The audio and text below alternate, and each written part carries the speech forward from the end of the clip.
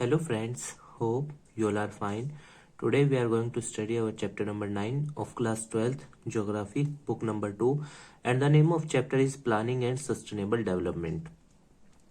Basically इस chapter के अंदर हम ये पढ़ेंगे कि कैसे योजनाबद्ध तरीके से हम रिसोर्सेज का उपयोग एक सस्टेनेबल वे में कर सकते हैं ताकि फ्यूचर जनरेशंस के लिए रिसोर्सेज को प्रिजर्व किया जा सके, बचाया जा सके, या जो आज जरूरतें हमारी पूरी होनी है वो फ्यूचर में लॉन्ग टर्म तक हम उन्हें सस्टेन कर सके. So let us see. Planning has been divided into 2 part. योजना को हमने 2 हिस्सों में बांटा है, sectoral planning and regional planning. Sectoral में प्राइमरी, सेकेंडरी और टर्शरी आ जाएगा, और रीजनल में एक पर्टिकुलर एरिया की अलग से जो प्लानिंग होती है. Sectoral planning means implementation of schemes और programs for development of various sector of the economy. इसके अंदर क्या आ जाता है, जो गवर्नमेंट तीनों सेक्टर देश के अंदर है, प्राइमरी, सेकेंडरी एंड टर्शरी, जो उनके लिए पॉलिसीज बनाती है उनको इम्प्लीमेंट करना सही से.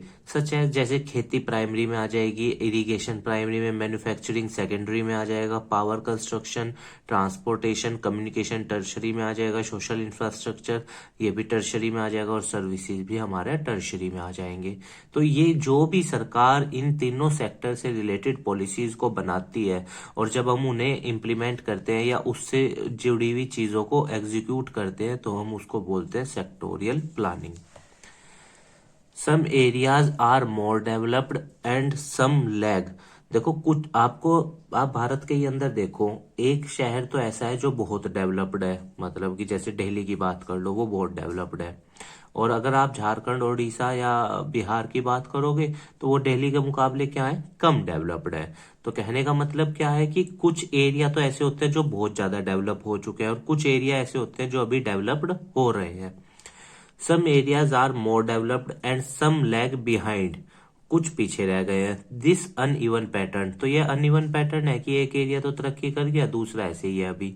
This uneven pattern developed and under developed needs plan. तो अब हम इनके लिए क्या बनाएंगे, योजना बनाएंगे कि कैसे हम इन दोनों के बीच के अंतर को कम कर सके और दोनों रीजन एक हार्मोनाइज वे में डेवलप करें. और जो इनके बीच में रीजनल इम्बैलेंसेस है, जो जगह के अंतर है, जैसे मान लो कहीं पे रिसोर्सेज ज्यादा है, कहीं पे कम है, तो हम उसको क्या करेंगे, एक इक्वल वे में लेके चलेंगे. Regional imbalances in development, this type of planning is termed as regional planning. तो समझ में आया, जैसे 2 जगह है, एक जगह अमीर है, दूसरी जगह गरीब है, तो हम क्या करेंगे, अमीर जगह से टैक्स लेके गरीब जगह पर खर्च करेंगे ताकि बैलेंस बन सके. On 1 January 2015 NITI Aayog was formed. याद रखना, जो प्लानिंग कमीशन बना था ना 1950 में, उसका नाम बदल के 2015 में नीति आयोग किया था. और याद रखना, जो भी व्यक्ति भारत के प्रधानमंत्री होंगे वो ही नीति आयोग के चेयरमैन भी होंगे. फुल फॉर्म ऑफ नीति, national institution for transforming India, ये इसकी फुल फॉर्म है नीति की. और आयोग बोलते हैं कमीशन को. और इसने किसको रिप्लेस किया था, प्लानिंग कमीशन को. मैंने आपको बताया 1950 में जो बना था. और प्राइम मिनिस्टर इसके चेयरमैन होते हैं, चेयरपर्सन होते हैं. और तो आप ये बताना कि इसके पहले चेयरपर्सन कौन थे नीति आयोग के, उसके सॉरी प्लानिंग कमीशन के. अब तो नीति आयोग बोला जाता है, पर जब बना था उस टाइम पहले चेयरमैन कौन थे.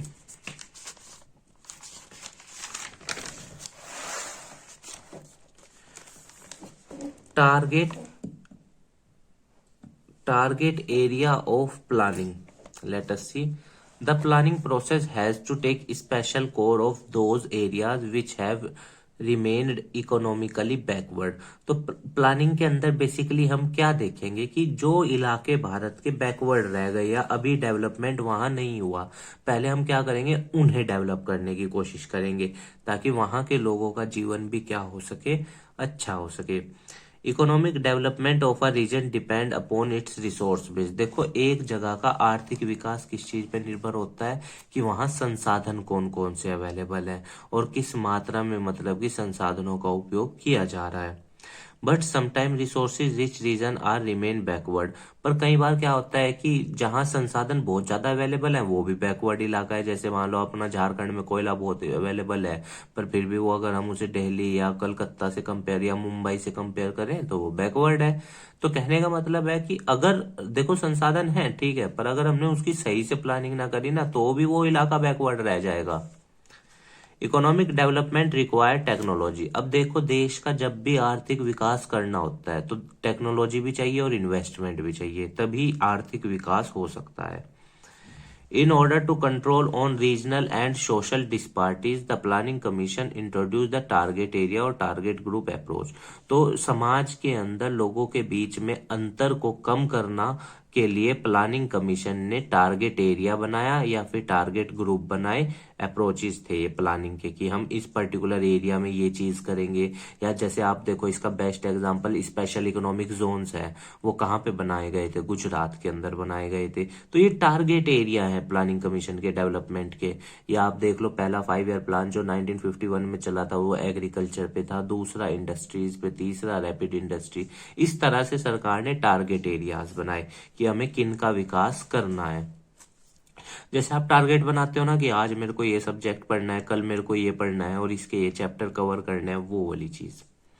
सम example of target areas are, जैसे कुछ एग्जाम्पल है कमांड एरिया डेवलपमेंट प्रोग्राम, जहां पे मतलब कि डेवलपमेंट करना है, जहां पे सूखा आ गया है वहां पे डेवलपमेंट करना है। ड्रॉट प्रोन एरियाज का मतलब जहां पे सूखा पड़ता है, या फिर डेजर्टेड एरिया का डेवलपमेंट करना है, या पहाड़ी इलाकों का डेवलपमेंट करना है। इस तरह से टारगेट एरिया के अंदर आती हैं चीजें। The Small Farmer Development Agency SFDA and Marginal Farmer Development Agency MFDA, which are the example of target group। और ये टारगेट ग्रुप थे कि भाई स्मॉल और मार्जिनल फार्मर्स को हम क्या करेंगे, डेवलप करेंगे। तो टारगेट ग्रुप के अंदर ये आ गए और टारगेट एरिया के अंदर ये चीजें आ गई। In the 8th 5-year plan, special our programs were designed to develop infrastructure to hill areas, northeastern state, tribal areas and backward areas। 8वीं पंचवर्षीय योजना, देखो टोटल पंचवर्षीय योजना 12 चली है भारत के अंदर। 2012 से 17 में आखिरी थी 5 ईयर प्लान। तो जो 8वां था ना उसके अंदर क्या किया गया था, ट्राइबल्स एरिया का डेवलपमेंट करेंगे, नॉर्थ ईस्टर्न इलाके का, स्टेट्स का, या फिर बैकवर्ड जो एरिया भारत के हैं उनका हम क्या करेंगे, विकास करेंगे। ये गवर्नमेंट ने इसमें टारगेट लिया। Hill area development programme, it was started during the fifth 5 year plan covering 15 district comprising all the hilly district of, और अधिकतर वो इलाके इसके अंदर आए और ये पंचवर्षीय योजना के अंदर कवर किया गया, जिसमें हमने हिली एरिया को लिया जो पहाड़ी इलाका होता है उत्तर प्रदेश का, जो अब उत्तराखंड में जा चुका है एरिया, वो वाला एरिया। और मिकिर नीलगिरी डिस्ट्रिक्ट ऑफ तमिलनाडु, ये भी हमने इसके अंदर क्या करा, कवर अप करने की कोशिश करी। क्योंकि देखो पहाड़ी इलाके में आप जानते हो खेती भी सही से नहीं हो सकती और संसाधन भी क्या होते हैं, कम मात्रा में अवेलेबल होते हैं। तो वहां के लोगों का विकास करना भी क्या है, बहुत ज्यादा जरूरी है। The National Committee on Development of Backward Area in 1981 recommended that all the hill areas in the country having height above 600 meter and not covered under tribal sub-plan be treated as backward hill areas. तो national committee ने ये कहा development की जो बनाई गई थी backward area के लिए 1981 में, कि भाई जो भी इलाका जहां पे भी ऊंचाई मतलब कि क्या है 600 मीटर से ज्यादा है, और जहां पे भी ट्राइबल्स के मतलब कि नहीं कवर कर पा रहे हैं, उस एरिया को हम क्या कहेंगे, बैकवर्ड एरिया कहेंगे हिल का, और हम वहां का क्या करेंगे, डेवलपमेंट करेंगे। दीज प्रोग्राम एम्ड, अब सरकार ये योजनाएं जनरली क्यों चलाती है, these programs aimed at using the indigenous resources of the hill areas। तो जो भी indigenous resources मतलब कि important या scarce resources हैं एक पहाड़ी जगह के, ताकि उनका क्या किया जा सके, सही से उपयोग किया जा सके। Through development of horticulture, plantation, agriculture, animal husbandry, poultry, forestry and small scale and village industries, हम ये वहां पे सेटअप करके उस एरिया का डेवलपमेंट कर सकते हैं। देखो पहाड़ी इलाके में एक थोड़ी सी और प्रॉब्लम ये भी होती है कि हम बड़ी इंडस्ट्रीज नहीं लगा सकते। क्यों? क्योंकि आप जानते हैं कि वो जो लैंड होती है वो सब प्लेन लैंड्स नहीं होती वहां पे, एक तो, और दूसरी बात है ट्रांसपोर्टेशन और कम्युनिकेशन में भी प्रॉब्लम्स आती हैं। तो इसीलिए हम क्या करते हैं, इस तरह की चीजें, ताकि लोकल लोग इन्हें करके अपना जीवन का स्तर बढ़ा सके और अपनी कमाई भी बढ़ा सके। ड्रॉट प्रोन एरिया, जहां जिन जगहों पर सूखा पड़ता है, बारिशों के कारण फसलें बर्बाद हो जाती हैं, मतलब कि बारिश ना होने के कारण या फिर बारिश ज्यादा हो जाने के कारण, ठीक है, पर जनरली हम इसमें किसकी बात कर रहे हैं, बारिश ना होने के कारण की। This programme was started during the 4th 5 year plan, चौथे पंचवर्षीय योजना में ये प्रोग्राम चला था, drought prone area programme.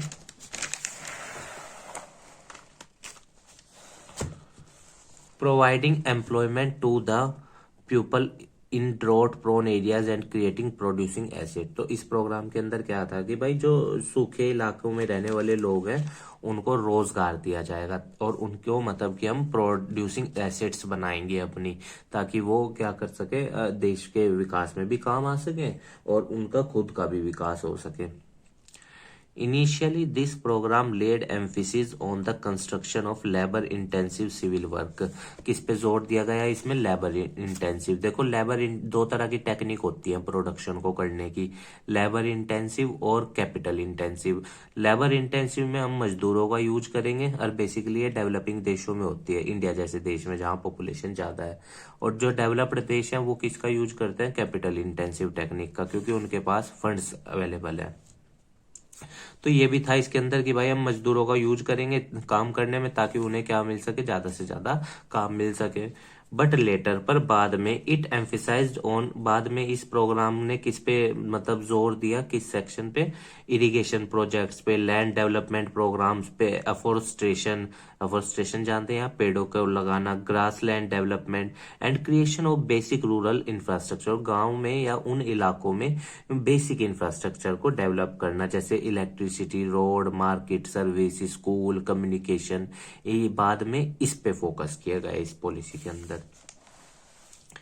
The national committee on development of backward area, इसका ईयर याद रखिएगा 1981, reviewed the programme of this, reviewed the performance of this programme.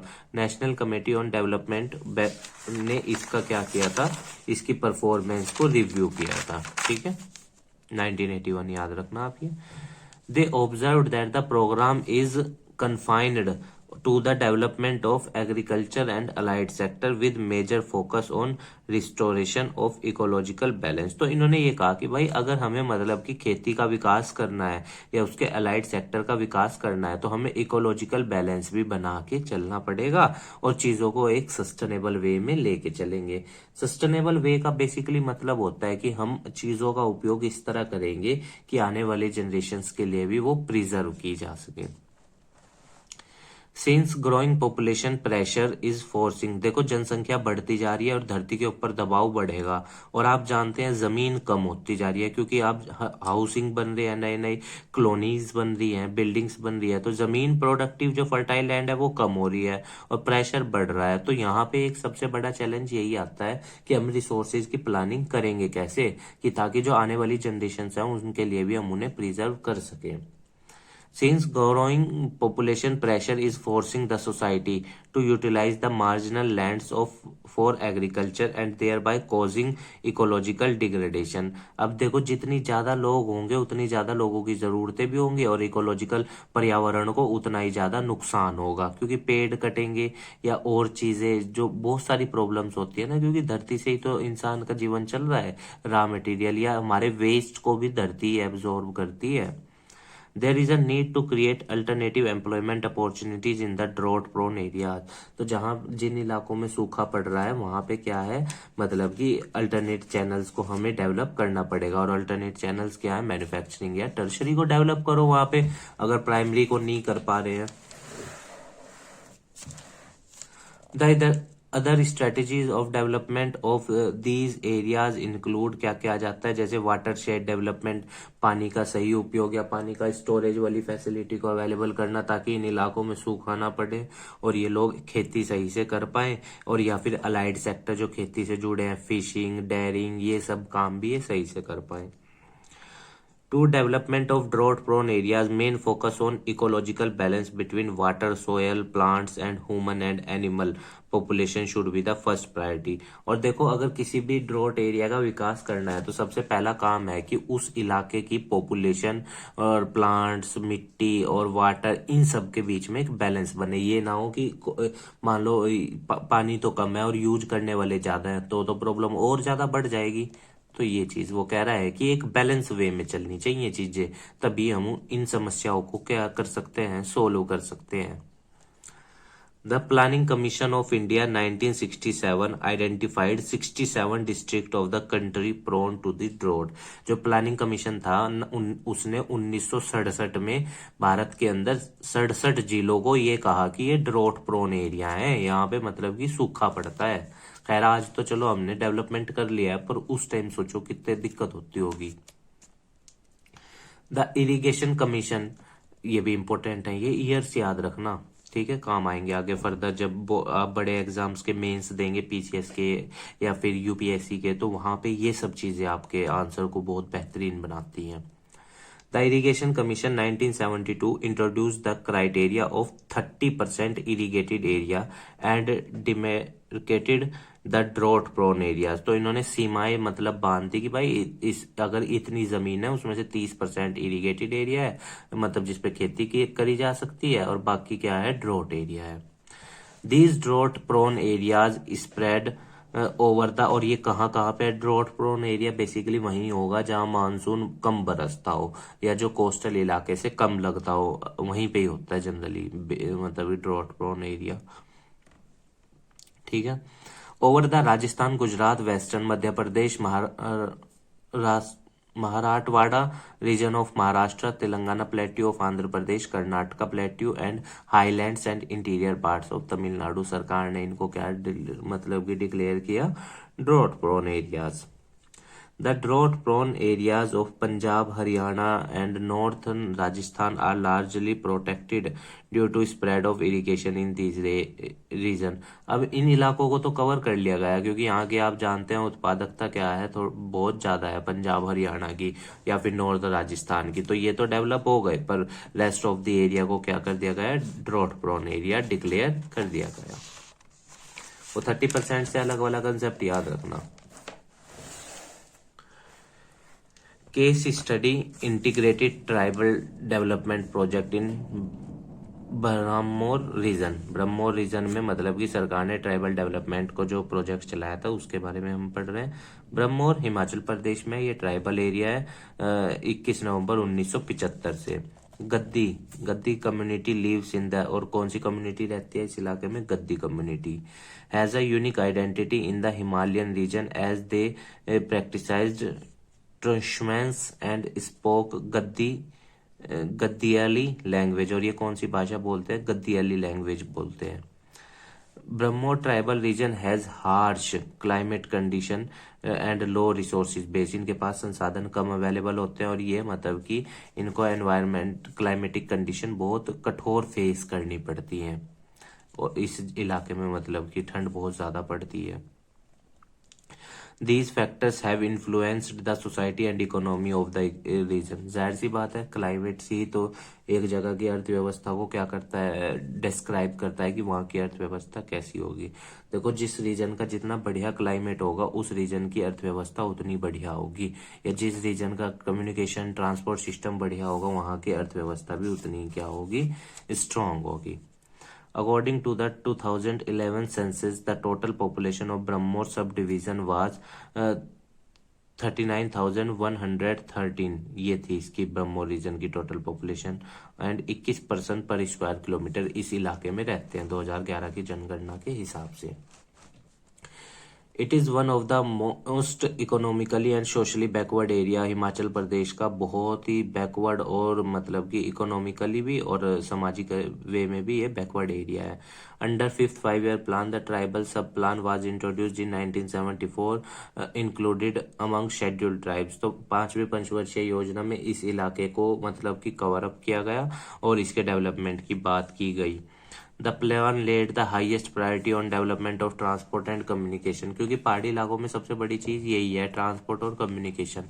तो सरकार ने इसको हाईएस्ट प्रायोरिटी रखी कि भाई हम इन दो सेक्टर का पे ज्यादा जोर देंगे।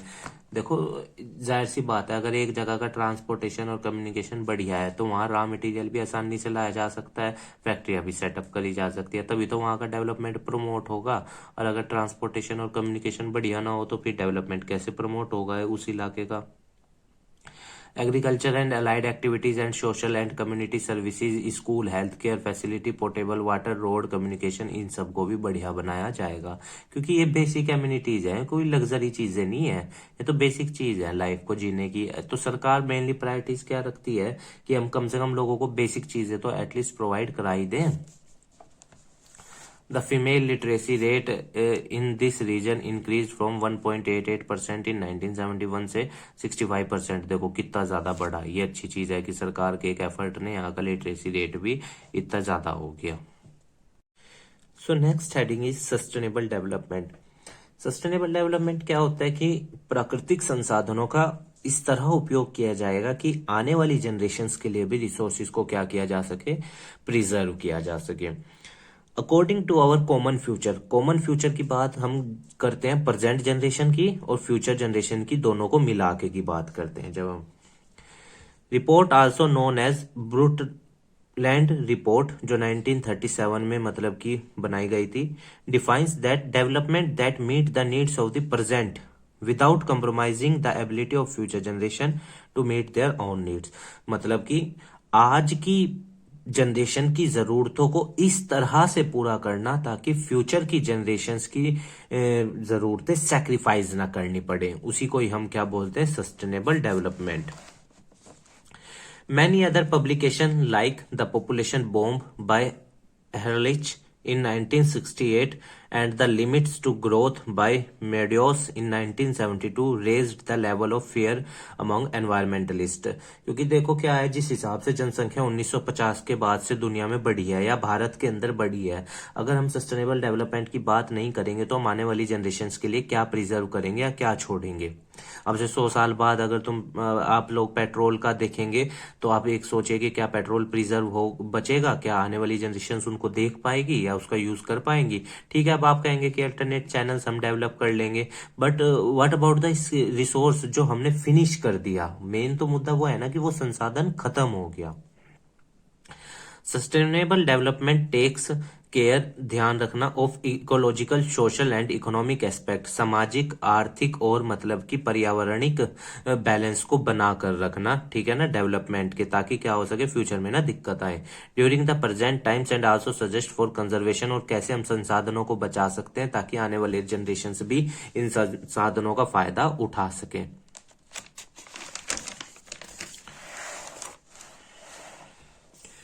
Case study Indira Gandhi canal योजना जो चली थी, नहर, ठीक है ना, कमांड एरिया, बेसिकली राजस्थान में थी ये, ताकि हम उस डॉट प्रोन एरिया का क्या कर सके, डेवलपमेंट कर सके।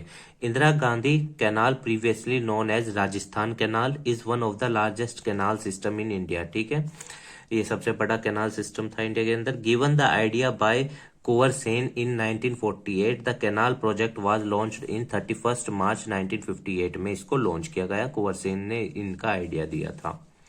The canal originates at Harike barrage, ठीक है ना, पंजाब में शुरू होती है, and runs parallel to the Pakistan border से पैरेलल जाती है, at an average distance of 40 kilometre in Thar desert, ठीक है ना, ऑफ राजस्थान तक, मतलब कि उसके 40 किलोमीटर तक के एरिया में ये फैली हुई है कैनाल, ताकि वहाँ के लोगों को वाटर दिया जा सके और वहाँ के लोगों का डेवलपमेंट किया जा सके, क्योंकि पानी से ही इरिगेशन होता है या लाइट सेक्टर चलते हैं और फैक्ट्रीज को भी तो वाटर की जरूरत पड़ती है। The total length of this system, और कितनी है इस कैनाल सिस्टम की लेंथ, 9060 किलोमीटर है।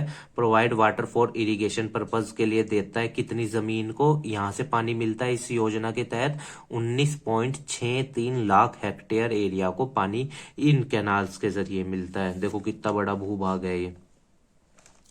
The construction work of the canal system has been completed into 2 stage में इसको कवर किया गया, मतलब इसके कैनाल सिस्टम के वर्क को कंप्लीट किया गया। पहली stage lies in Ganganagar, Hanumangarh and northern part of Bikaner district. पहले स्टेज में तो ये चीजें यहाँ पे बनाया गया कैनाल, ठीक है ना, और कितना एरिया कवर किया गया, 5.53 लाख हेक्टेयर। दूसरी स्टेज में इसका फैलाव कहाँ पे किया गया, Bikaner, Jaisalmer, burner, Jodhpur, Nagpur and Churu district of covering culturable command area of 14.10 lakh hectare दूसरी स्टेज में कवर किया गया इस योजना के अंदर। क्योंकि देखो क्या है, अगर हम डेवलपमेंट की बात कर रहे हैं एक हार्मोनाइज्ड वे में देश की, जब हम विकास की बात करते हैं तो हमें एफर्ट्स करने पड़ेंगे ताकि हम डेवलपमेंट को प्रमोट कर सकें और लोगों के जीवन को आसान या बेहतर बना सकें। Irrigation system has been increased results to tremendous increase in the agricultural and livestock productivity, ठीक है ना। देखो जितना ज्यादा इरिगेशन बढ़िया होगा उतनी ज्यादा खेती भी बढ़िया होगी, और जब खेती बढ़िया होती है तो आदमी क्या कर सकता है, पशुपालन भी कर सकता है एक्स्ट्रा इनकम के लिए, ठीक है ना, या फिशरीज पाल सकता है, पानी से ही तो फिशरीज पलेंगी ना वो चीज। Major for promotion of sustainable development को प्रमोट करने के लिए सरकार ने क्या किया, some major propose to promote sustainable development in the command area are mean to restore ecological balance. Sustainable development हम क्यों करते हैं, ताकि जो इकोलॉजिकल इम्बैलेंसेज हुए हैं ना उनको क्या कर सके, ठीक कर सके, ताकि जो मानव ने संसाधनों का यूज करके उन्हें रिप्लेनिश किया गया है उसको हम क्या कर सकें, अब प्रिजर्व कर सकें। द फर्स्ट रिक्वायरमेंट, सबसे पहला तो रिक्वायरमेंट क्या होता है कि भाई जो भी गवर्नमेंट पॉलिसी बना रही है या वाटर मैनेजमेंट पॉलिसी जो भी है उसको स्ट्रिक्ट वे में लागू करना, ताकि क्या किया जा सके, एक मतलब कि जो कंसेप्ट है उसको प्रमोट करा जा सके डेवलपमेंट के। The canal project emphasis protective irrigation in stage 1 and extensive irrigation of crops and pasture development in stage 2, क्योंकि हमने अभी पढ़ा स्टेज 2 में 14.10 लाख हेक्टेयर कवर किया गया। पहले में था कि इरिगेशन को हम जो इम्पोर्टेंट इलाका है उसको कवर करना है, स्टेज 1 में हमने वो किया और स्टेज 2 में हमने उसको फैलाव किया, ताकि क्या किया जा सके, एक बड़े एरिया का डेवलपमेंट किया जा सके। प्रोटेक्टिव इरिगेशन के अंदर दो चीज, प्रोटेक्टिव और प्रोडक्टिव इरिगेशन। प्रोटेक्टिव में क्या होता है, due to fluctuating situation of rainfall, मतलब कि जहां पे एक रीजन है मान लो उसमें बारिशें कम ज्यादा हो रही हैं तो उसको प्रोटेक्ट करने की जरूरत है रीजन को, ठीक है ना। In this system of irrigation productive remain low, यहाँ प्रोडक्टिविटी लो रहती है, क्यों, क्योंकि पानी कभी अवेलेबल हो जाता है कभी नहीं होता। तो और प्रोडक्टिव इरिगेशन में क्या है, the water input per unit area of cultivated land is greater in the irrigation as compare to the protective irrigation, ठीक है। इसमें क्या होता है, ज्यादा होता है किसके कंपैरिजन में, प्रोटेक्टिव के कंपैरिजन में। यहाँ पानी क्या होता है, ज्यादा होता है, और लैंड भी यहाँ पे क्या होती है, ज्यादा होती है। In this irrigation productivity remain high, और यहाँ पे उत्पादकता पर हेक्टेयर या मतलब कि पर बीघा भी क्या होती है, बहुत ज्यादा होती है। उसके मुकाबले वहां प्रोडक्टिविटी लो होती है प्रोटेक्टिव वाले में, क्योंकि वहां इंसान सोचता है कि भाई पानी मिल जाए वही बड़ी बात है।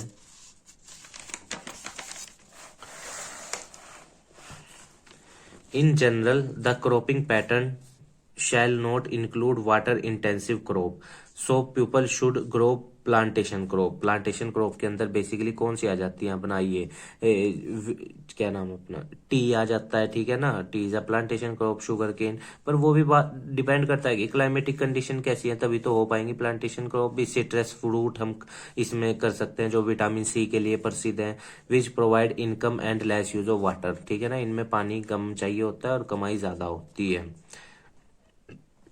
The areas affected by water logging, ठीक है, natural flooding when underground water raises to the surface level as the result of over irrigation and soil salinity shall be improved। जो वाटर लॉगिंग क्या होता है, जब जमीन से बहुत ज्यादा पानी या पानी एक जगह पर इकट्ठा हो जाता है बहुत बड़े स्केल में जमीन पर, तो या फिर सोयल सैलिनिटी हो जाती है, खारापन आ जाता है मिट्टी के अंदर, ठीक है, या फिर और भी जो नेचुरल प्रॉब्लम्स कोज होती हैं फ्लड्स के कारण, मान लो बाढ़ आ गई, बहुत लंबे समय तक जमीन पर पानी इकट्ठा रहा, तो उससे भी तो क्या होता है, खेती प्रभावित होती है।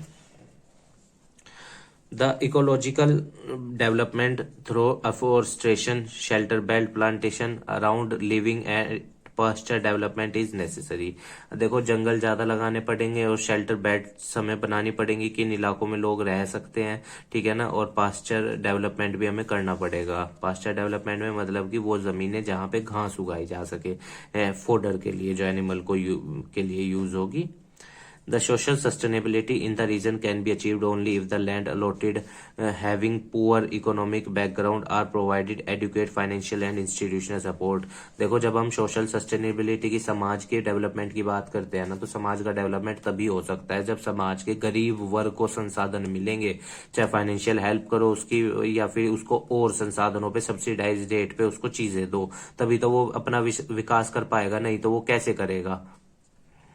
द इकोनॉमिक सिस्टम, अब देखो दूसरी चीज यहाँ पे प्रॉब्लम ये भी है कि हमारे यहाँ फॉर्मल क्रेडिट सिस्टम जो है, बैंक्स हैं, वो हर जगह अवेलेबल नहीं है, तो वो उस बेचारे को दे कैसे सब्सिडीज भी, क्योंकि अब तो डायरेक्ट ट्रांसपेरेंसी और डायरेक्ट बेनिफिट कंसेप्ट जो चल रहे हैं वो तभी प्रमोट हो सकते हैं हम जब उस गरीब तबके तक चीजों को पहुंचाएं।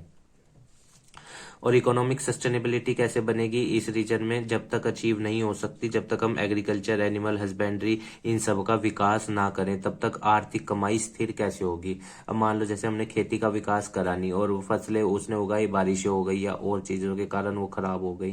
खैर इसमें गवर्नमेंट ने एक अच्छी स्कीम चलाई थी, प्रधानमंत्री फसल बीमा योजना, तो उससे बढ़िया ये मतलब कि ये अच्छी स्कीम है। इसमें क्या किया सरकार ने कि खेत में फसल बोने से लेके खेत में उठने तक, मतलब कटने के बाद उठने तक का उसका इंश्योरेंस, तो ये अच्छी चीज है। इसमें इकोनॉमिक सस्टेनेबिलिटी आएगी कि भाई अगर तुम्हारी फसलें खराब हो गई तो तुम्हें कंपनसेशन मिल जाएगा। The agricultural and allied activities have to develop like plantation, afforestation and animal husbandry and poultry. इनका भी हम विकास कर सकते हैं जिससे हम किसान की कमाई को क्या कर देंगे, बढ़ा देंगे। तो उम्मीद है स्टूडेंट आपको चैप्टर समझ में आया होगा। बेसिकली इस चैप्टर के अंदर हमने ये पढ़ना था कि कैसे संसाधनों का उपयोग किया जाए ताकि आने वाली जनरेशन्स भी उन संसाधनों का यूज कर सके, पहली चीज। दूसरी चीज इस चैप्टर के अंदर हमने ये देखी कि कैसे डेवलपमेंट को एक हम हार्मोनाइज वे में लेके चलें ताकि समाज के हर वर्ग का विकास हो सके।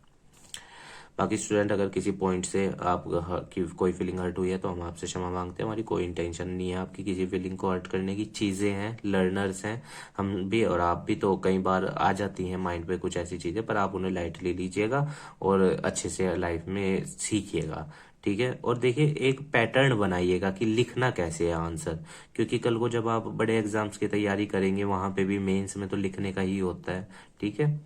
तो बाकी स्वस्थ रहिए, मेरी कामना है ये, और खूब मेहनत कीजिए, खूब नाम कमाइए।